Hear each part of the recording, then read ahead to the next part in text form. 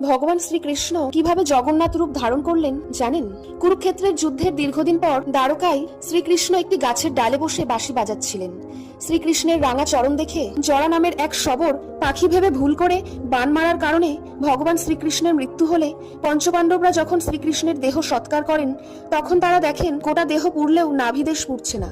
তখন দৈববাণী হয়, ইনি পরম ব্রহ্ম, এনাকে সমুদ্রে নিক্ষেপ করো। অর্জুন তাই করলেন। এরপর এই কাঠটি সমুদ্রে ভেসে দ্বারকা থেকে পুরীর কাছে পৌঁছে যায়। সেখানে শবরকে শ্রীকৃষ্ণ স্বপ্ন দিয়ে বলেন সমুদ্র থেকে সেই ভাসমান কাঠ তুলে নিতে। এখন থেকে তিনি শবরের কাছে পূজিত হতে চান। সেই থেকে নীল মাধব রূপে পূজিত হতে লাগলেন ভগবান শ্রীকৃষ্ণ। এরপর কলিযুগ এলেই ভগবান বিষ্ণুর প্রতি রাজা ইন্দ্রদুম্নের পরম ভক্তি দেখে শ্রীকৃষ্ণ স্বপ্ন দিয়ে বলেন সমুদ্রে ভেসে আসা কাঠ দিয়ে বিগ্রহ বানিয়ে পুজো করতে।